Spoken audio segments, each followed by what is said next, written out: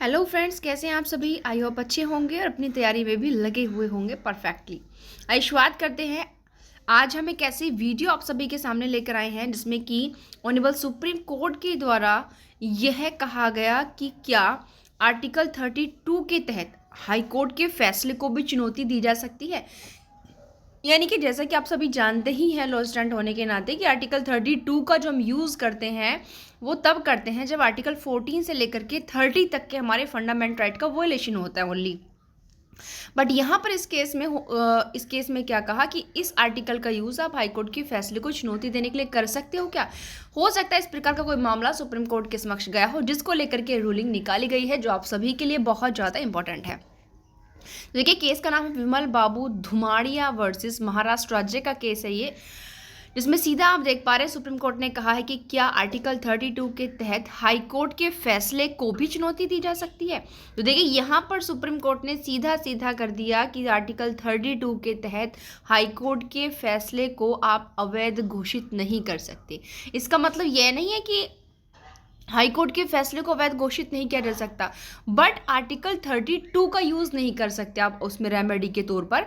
किसी भी other article का यूज़ कर सकते हो। किसका कर सकते हो वो आगे बताएंगे इस वीडियो में, इसलिए आखिर तक हमारे साथ बने रहेगा।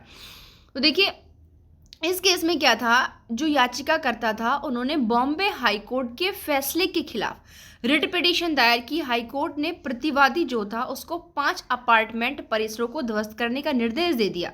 हालांकि यहाँ पर जो पिटिशनर था उसका कहना था कि उन्हें एक पक्ष के रूप में शामिल नहीं किया गया और इसलिए उनकी बात को जो है यहाँ पर नहीं सुना गया था इस मामले में।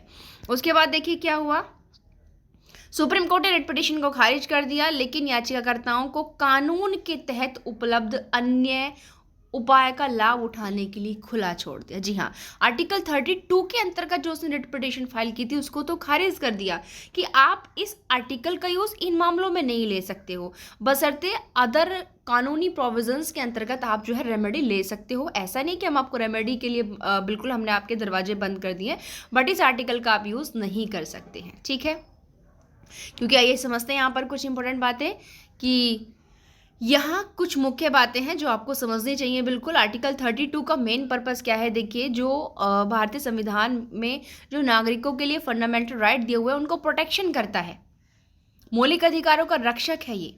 तो सुप्रीम कोर्ट को इन अधिकारों के उल्लंघन के मामले में ही रिट जारी करने का राइट है, क्योंकि जब हम पढ़ते हैं कि आर्टिकल 32 और 226 में पावर किसकी ज़्यादा है, तो अगर हम सब्जेक्ट मैटर्स के देखो, अगर आप जुरिडिक्शन के अकॉर्डिंग देखो, क्षेत्राधिकार, राज्य क्षेत्राधिकार तो सुप्रीम कोर्ट की ज़्यादा है, बट अगर आप मैटर्स के अकॉर्डिंग देखो तो वहाँ पर हाई कोर्ट की ज़्यादा है, क्योंकि हाई कोर्ट में जा सकते हो रिट पिटी यानी कि फंडामेंटल राइट्स के अलावा अन्य मैटर्स में भी, बट यहाँ सुप्रीम कोर्ट में नहीं जा सकते। इसका मेन पर्पस क्या, आर्टिकल 32 का केवल फंडामेंटल राइट्स का ही संरक्षण करना है, न कि हाई कोर्ट के फैसलों को चुनौती देना। ठीक है, और हाई कोर्ट के फैसले को चुनौती देने के अन्य तरीके, अब देखिए यहाँ पर उन्होंने सीधी बातें बिल्कुल बताई हैं, अदर रेमेडीज देने की भी उनको बात कही है। हाई कोर्ट के फैसले को चुनौती देने के अन्य तरीके देखिए क्या है। उन्होंने सीधा कहा ऑनरेबल सुप्रीम कोर्ट ने कि यदि किसी व्यक्ति को लगता है कि हाई कोर्ट के फैसले से उनके मौलिक अधिकारों का उल्लंघन हुआ है या उन्हें सुनवाई का उचित अवसर नहीं मिला, तो उनके पास अन्य कानूनी विकल्प मौजूद हैं। भाई, अगर मौलिक अधिकारों का उल्लंघन हुआ है तो आप आर्टिकल 32 यूज कर सकते हो, बट अगर अदर आपके राइट्स का उल्लंघन हुआ है, सुनवाई का आपको उचित अवसर नहीं मिला है, जैसा ऊपर इन्होंने कहा था कि इनको पार्टी नहीं बनाया गया जिसके चलते इनको सुनवाई का मौका नहीं दिया गया था, तो उनके पास अलग विकल्प मौजूद है। कौन से हैं ये देखते हैं। ये विकल्प यहाँ पर इन्होंने दिए हुए हैं। सबसे पहले तो आप हाई कोर्ट में ही रिव्यू पिटीशन डाल सकते हो। वे हाई कोर्ट में अपने फैसले पर पुनर्विचार करने के लिए याचिका दायर कर सकते हैं। इसमें वे उन सभी रीजंस को आप इंक्लूड कर सकते हो जिनकी वजह से आपको ये लग रहा है कि फैसले में कोई गलती हुई है या उन्हें नहीं सुना गया है।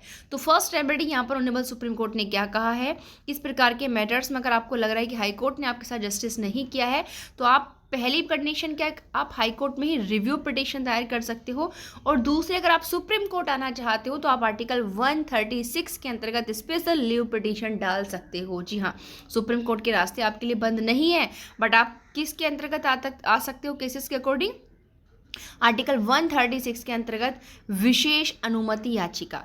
तो आर्टिकल 136 के तहत सुप्रीम कोर्ट में विशेष अनुमति याचिका दायर कर सकते हैं। यह याचिका सुप्रीम कोर्ट के डिस्क्रिप्शन पर डिपेंड करती है कि वे इस पर सुनवाई करें नहीं। देखिए, अगर आपने मानो उन्होंने आपको चीज़ें क्लियर की हैं कि आप 136 के अंतर्गत जा सकते हो, वहाँ जब आप 136 के अंतर्गत स्पेशल लीव पिटीशन डालेंगे तो वहाँ पर सुप्रीम कोर्ट आपकी पिटीशन को देखने के बाद अगर उनको लग रहा है कि हाँ इसको एक्सेप्ट करने के रीजंस है तो कर लेगा, अदरवाइज खारिज कर देगा। इनकी वहाँ ये आर्टिकल सुप्रीम कोर्ट के डिस्क्रिप्शन पर डिपेंड करता है।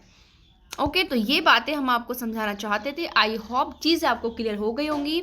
आपको बहुत इंपॉर्टेंट ये केस आपके लिए है और वैसे भी आपकी नॉलेज के लिए भी बहुत ज़्यादा ज़रूरी है। तो प्लीज़ यदि आप चाहते हैं कि इसी प्रकार के सुप्रीम कोर्ट या हाई कोर्ट्स के लीडिंग या इंपॉर्टेंट जजमेंट्स की सीरीज़ आपको मिलते रहे, जानकारी आपको मिलती रहे, आप अपडेट होते रहे इन निर्णयों से, तो उसके लिए यदि आपने हमारे चैनल को सब्सक्राइब नहीं किया है तो प्लीज़ हमारे चैनल को सब्सक्राइब करें ताकि हर वीडियो का नोटिफिकेशन आपको मिलता रहे। Thank you.